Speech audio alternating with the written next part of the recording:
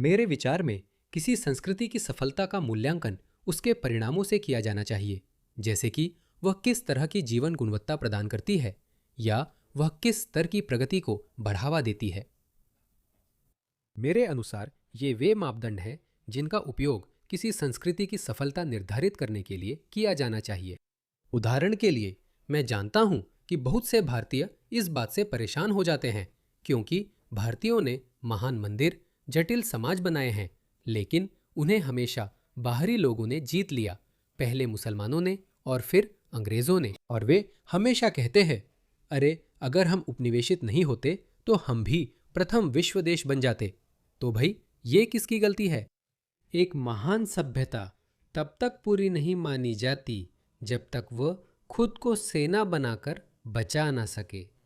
ठीक है, मैंने सोशल मीडिया पर वायरल एक क्लिप में एक बहादुर ब्रिटिश महिला को देखा। वो जैसी है वैसा ही कह रही है। वो कहती है, ब्रिटिश संस्कृति पाकिस्तानी संस्कृति से श्रेष्ठ है। मुझे लगता है कि यह कहने का बहुत ही उचित तरीका है। मैं यह बहुत लंबे समय से कह रहा हूँ और मुझे खुशी है और मुझे यह देखकर काफ़ी अच्छा लग रहा है कि अब कुछ गोरे लोग भी इस तरह से बात कर रहे हैं। तो इस क्लिप को देखिए। आप बार बार पाकिस्तान का जिक्र कर रहे हैं, शायद इसलिए कि वे सांस्कृतिक रूप से हीन है। मैं आपके लिए शब्द नहीं कहना चाहता। ये उनकी अच्छी बात है। मैंने पूरी बहस नहीं देखी, लेकिन देखूंगा। आप इसे सोशल मीडिया पर देख सकते हैं। ये जाहिर है कि ये 2 घंटे लंबी है, तो मैं आपको यहीं पर नहीं दिखाने वाला। लेकिन अगर वो पाकिस्तान को एक उदाहरण के तौर पर इस्तेमाल कर रही है तो ये उनकी बहुत भलाई है, क्योंकि और भी बहुत बुरे उदाहरण मौजूद है। उदाहरण के लिए अफगानिस्तान।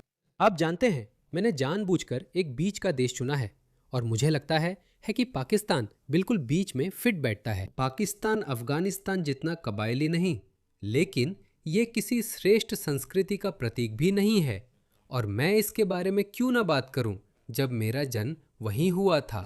मैं पाकिस्तान की पहचान नहीं अपनाता क्योंकि वो राजनीतिक है। मैं जाति से पंजाबी हूँ और सांस्कृतिक रूप से बेहद पश्चिमीकरण वाला हूँ, और मेरी कमियां भी पश्चिमी हैं। तो हाँ, यह कहने के लिए आपको सम्मान मिलता है। आप बार बार पाकिस्तान का जिक्र करते हैं, शायद इस संकेत के तौर पर कि वो कुछ हद तक सांस्कृतिक रूप से हीन है। मैं आपके मुंह में शब्द नहीं डालना चाहता, शायद फ्रांस जैसी दूसरी संस्कृतियों की तुलना में। मैं मानती हूँ कि ब्रिटिश संस्कृति पाकिस्तानी संस्कृति से बेहतर है। ठीक है। पाकिस्तानी संस्कृति के कौन से हिस्से हीन हैं? मैं कहूंगी कि ईश निंदा पर दी जाने वाली सजाएं। ये पाकिस्तानी संस्कृति का हिस्सा नहीं है। आप क्यों कह रहे हैं कि ये पाकिस्तानी संस्कृति का हिस्सा नहीं है? ये तो उसमें पूरी तरह शामिल है। पाकिस्तानी भीड़ द्वारा सैकड़ों लोगों को ईश निंदा के कारण मार दिया गया है। दरअसल आप यह तर्क दे सकते हैं कि पाकिस्तान की सरकार, तो एक सरकार अपने लोगों की प्रतिनिधि होती है, और पाकिस्तान में भी यही मामला है। पाकिस्तान की दंड संहिता में ईश निंदा की सजा मौत है। वे मौत की सजा को लागू नहीं करते क्योंकि उन पर बाहरी दबाव होता है, पश्चिमी देशों के दबाव के कारण। मुझे लगता है कि यूरोपीय संघ ने पाकिस्तान को धमकी दी थी कि वह अपने हालात सुधारे और एशिया को फांसी न दे। बीबी, एक ईसाई महिला जिस पर ईश निंदा का आरोप लगाया गया था, जो उसने नहीं किया था, लेकिन अगर उसने किया भी होता। उन्होंने पाकिस्तान को धमकी दी कि यूरोपीय संघ उसका GSP+ दर्जा या कुछ और रद्द कर देगा, जिससे पाकिस्तान को अपने सामान यूरोपीय संघ में बिना अतिरिक्त शुल्क के निर्यात करने की अनुमति मिलती है। ये एक मुक्त व्यापार समझौता है। पाकिस्तान ने कहा, ठीक है। इन्हीं कारणों से पाकिस्तानी सरकार ईश निंदा के मामलों में फांसी नहीं देती। लेकिन दर्जनों लोग हैं, शायद करीब 50, जिन्हें तथाकथित ईश निंदा करने वाला कहा जाता है। वे इस समय पाकिस्तान की जेलों में सड़ रहे हैं। हालांकि यही वजह है कि अब पाकिस्तानी लोग अपनी कानूनी प्रक्रिया पर भरोसा नहीं करते। वे जब किसी पर ईश निंदा का आरोप लगाते हैं तो सड़कों पर ही उसे पीट पीट कर मार देते हैं। तो वे कहते हैं, कानूनी रास्ता अपनाने का क्या फ़ायदा? जब उन्हें फांसी नहीं दी जाएगी तो उस रास्ते पर चलने का क्या मतलब? तो फिर हम सड़कों पर ही मौत की सज़ा क्यों न दें? मिशाल, ये मिशाल खान के साथ हुआ। ऐसे कई लोग हैं जिनके साथ ये हुआ। मैंने सालों से ऐसे कई मामलों की रिपोर्टिंग की है। मुझे उनके नाम भी याद नहीं। मिशाल खान सबसे अहम है, क्योंकि जब उन्हें भीड़ ने ईश निंदा के आरोप में मार डाला वो मेरी जिंदगी का एक अहम मोड़ बन गया और तभी मैंने तय किया कि मैं एक कार्यकर्ता बनूंगा। उससे पहले मैं चुप था, मैं नास्तिक था। 2017 में मैं 10 साल से ज़्यादा समय से नास्तिक था। उसी साल मिशाल खान, एक विश्वविद्यालय छात्र को भीड़ ने ईश निंदा के आरोप में मार डाला। तभी मैंने एक्टिविस्ट बनने का निर्णय लिया। हाँ, यह पाकिस्तान और उसकी संस्कृति का हिस्सा है। इस आदमी को नहीं पता वह किस बारे में बोल रहा है। पाकिस्तान में इस्लाम के खिलाफ ईश निंदा के लिए लोगों को फांसी दी जाती है। मुझे पता है कि अहमदिया मुसलमानों को राज्य द्वारा स्वीकृत उत्पीड़न का सामना करना पड़ता है। अहमदिया लोगों की बात तो छोड़ ही दो। अहमदिया इस्लाम का एक संप्रदाय है जिसे अधिकांश मुसलमान इस्लाम का हिस्सा नहीं मानते, लेकिन अहमदिया खुद को मुसलमान मानते हैं। तो पाकिस्तान के संविधान में ये दर्ज है कि ये लोग मुसलमान नहीं हैं, भले ही वे खुद को मुसलमान मानने पर जोर देते हैं। तो अगर आप जानते हैं कि मुसलमान ईद कैसे मनाते हैं और कैसे बकरा, गाय वगैरह काटते हैं इन ईदों में, अहमदिया मुसलमानों को जानवर काटने की इजाज़त नहीं है। अहमदिया मुसलमानों को अपनी मस्जिदें बनाने की इजाज़त नहीं है जो आम मुसलमानों की मस्जिदों जैसी दिखती हों, जैसे कि मीनार वगैरह। तो ऐसी दर्जनों वीडियो हैं जिन्हें आप देख सकते हैं जहां पाकिस्तानी भीड़ अहमदिया मुसलमानों के घरों पर सिर्फ यह देखने के लिए छापा मारती है कि क्या आपने भी बकरा काटा है, क्योंकि बकरा काटना मुस्लिम परंपरा है, आपको इसकी इजाज़त नहीं है। बहुत सी मस्जिदें हैं, मैं आपको दिखाता हूँ, और उनके खिलाफ कोई कार्रवाई नहीं होती। मैंने इस बारे में बहुत कुछ कवर किया है। तो यह जो युवती है, बहुत अच्छा, उसे इस विषय की काफ़ी अच्छी जानकारी है। इसे देखिए। ये पाकिस्तानी मुसलमान एक अहमदी मस्जिद को गिरा रहे हैं क्योंकि मस्जिदें मुसलमानों की होती है, और चूंकि अहमदी मुसलमान नहीं हैं, इसलिए उन्हें मस्जिद रखने की अनुमति नहीं है। ये पाकिस्तानी संस्कृति में रचा बसा है और पाकिस्तान की सरकार इस कट्टरता को बढ़ावा देती है।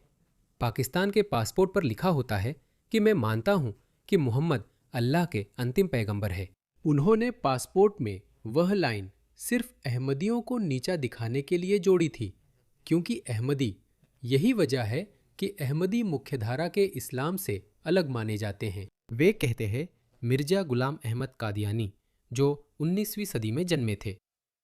वे साफ तौर पर नहीं कहते कि वह पैगंबर हैं, लेकिन एक बारीकी जोड़ते हैं जो उन्हें बाकी मुस्लिम समुदाय से अलग करती है। वो अलग बात है जो ये महिला कह रही है, कौनी शॉ, जो वो कह रही है वो बिल्कुल सही है।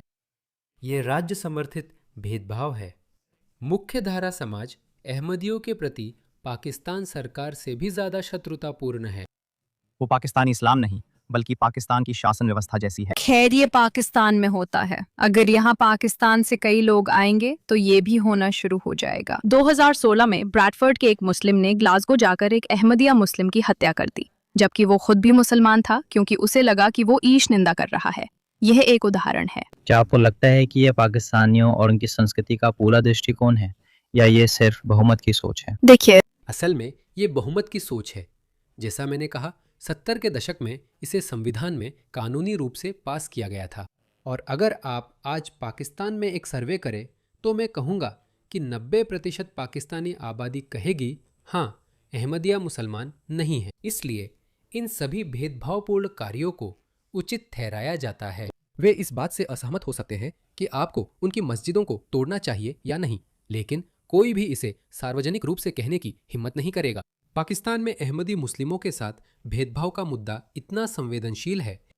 ये अहमदी भेदभाव और ईश निंदा का मुद्दा, ये दोनों विषय इतने संवेदनशील है कि सबसे लोकप्रिय राजनेता जैसे नवाज शरीफ या इमरान खान भी इन्हें छूने की हिम्मत नहीं करते। तो 100% ये पाकिस्तानी संस्कृति का अभिन्न हिस्सा है। और जब आप उन लोगों को पश्चिम ब्रिटेन में लाते हैं जो सांप्रदायिक राजनीति से आगे बढ़ चुका है, तो आप सचमुच अपने देश में उसी तरह के सांप्रदायिक झगड़े आयात कर रहे हैं। ब्रिटेन ने ये 200 साल पहले खत्म किया, लेकिन पाकिस्तान अभी भी उसी संस्कृति में है। तो हाँ, यह निश्चित रूप से एक हीन संस्कृति है। इस देश में हम जो चीजें देख रहे हैं, जब हम कुछ अपराधों को देखते हैं, उदाहरण के लिए ग्रूमिंग गैंग्स, यह एक तथ्य है कि पाकिस्तानी पुरुषों की उसमें अनुपात से अधिक भागीदारी है। और यह एक बहुत ही संवेदनशील मुद्दा है। लेकिन उस खास क्षेत्र में, है ना? यूके के कम से कम 50 शहरों और कस्बों में ये अपराध हुआ है। पाकिस्तान से हुए आप्रवासन ने देश में कई समस्याएं पैदा की हैं। इसका मतलब ये नहीं है कि हर पाकिस्तानी व्यक्ति या जो लोग यहाँ पाकिस्तान से आए लोगों की संतानें हैं, उन्होंने समस्याएं पैदा की हैं। जहाँ जातीय अलगाव वाली बस्तियों की बड़ी समस्या है, जैसे ब्रैडफोर्ड में चचेरे ममेरे रिश्तेदारों में शादी, यही वजह थी कि ग्रूमिंग गैंग्स सक्रिय हो पाए, क्योंकि चचेरे ममेरे रिश्तेदारों में शादी अपने आप में एक पिछड़ी संस्कृति का संकेतक है, क्योंकि आप जानते हैं यह हर तरह की समस्याएं लेकर आती है। लड़कियों के साथ दुष्कर्म करने वालों के बीच आपसी रिश्तेदारी थी, उनमें से कई भाई या चचेरे भाई थे। पाकिस्तान में पारिवारिक ढांचे की कबायली प्रकृति और चचेरे ममेरे रिश्तेदारों में शादी के कारण परिवारों के रिश्ते काफी मजबूत हैं, जो ब्रिटेन और पश्चिमी देशों में नहीं हैं, क्योंकि वहां चचेरे ममेरे रिश्तेदारों में शादी बहुत पहले गैर कानूनी कर दी गई थी। क्या आपने कभी किसी पाकिस्तानी से इस पर बात की है? मैंने व्यक्तिगत रूप से नहीं, लेकिन मैंने की है। कौनी, आप मुझसे बात करें, आप बिल्कुल सही है, वह भी पूरी तरह सही है। मैंने बहुत शोध किया है। मुझे लगा है कि आपने उसे उसी समझ करने की कोशिश की। मैंने ग्रूमिंग गैंग्स पर रिसर्च की और विशेषज्ञों को सुनने और उनकी बात समझने की कोशिश की। आप किस और संस्कृति में कल्पना कर सकते हैं कि बड़े पैमाने पर कोई अपने चचेरे भाइयों, अपने भाई या यहाँ तक कि अपने पिता को भी बुला ले सिर्फ इसलिए कि वे कम उम्र की लड़कियों के साथ बलात्कार करें? वो संस्कृति बहुत घिनौनी है और उसके बड़े पैमाने पर प्रवास से हमारे देश में भी समस्याएं आई हैं। अगर ब्रिटेन में मीरपुर के पाकिस्तानी या आमतौर पर पाकिस्तानी लोग नहीं होते तो वह घटना कभी नहीं होती। ठीक है, इसका मतलब यह नहीं कि ब्रिटिश समाज में समस्याएं नहीं हैं, लेकिन अगर आपकी अपनी समस्याएं हैं तो दूसरी संस्कृतियों की समस्याएं यहाँ नहीं लानी चाहिए। कुछ संस्कृतियां स्वाभाविक रूप से आदिम और पिछड़ी होती हैं। जैसा मैंने कहा, मेरी राय में आपको ये करना चाहिए, जैसे कि ये संस्कृति किस तरह की जीवन गुणवत्ता प्रदान करती है, ये किस स्तर की प्रगति को अपनाती है। ये सभी चीज़ें ये तय करने के लिए अच्छे मापदंड हैं कि कोई संस्कृति श्रेष्ठ है या हीन। बहुसांस्कृतिकता को एक मुद्दा बताया जाता है। इस देश में हम जो कई सांस्कृतिक समस्याएं देख रहे हैं, वे बड़े पैमाने पर मुस्लिम देशों से होने वाले प्रवास का परिणाम है। इस देश में प्रवास ने वाकई में हमारी पुलिस व्यवस्था के काम करने के तरीके को बदल दिया है। उदाहरण के लिए न्याय प्रणाली के काम करने का तरीका, और ये कि लोग कार्यस्थल पर क्या कह सकते हैं और क्या नहीं कह सकते। इसने हमारी संस्कृति इतनी बदल दी है कि अब सीपीएस इस्लाम का अपमान करने वालों पर मुकदमा चलाने की कोशिश कर रही है। सांसद और प्रधानमंत्री भी पवित्र पुस्तकों के अपमान को अवैध करने की मांग कर रहे हैं। मेरा मतलब है, फ्री स्पीच यूनियन में हम रोज देखते हैं कि इस्लामी ईश निंदा कानूनों का अप्रत्यक्ष असर हमारे देश पर पड़ रहा है। ये सब बड़े पैमाने पर प्रवास के बिना नहीं होता। बिल्कुल सही। निष्कर्ष ये है, अपनी संस्कृति को कमजोर मत करो ताकि उन संस्कृतियों को समायोजित किया जा सके जो स्पष्ट रूप से हीन और पिछड़ी हुई है। बिल्कुल सही कहा, बहुत अच्छा किया कॉनी शॉ।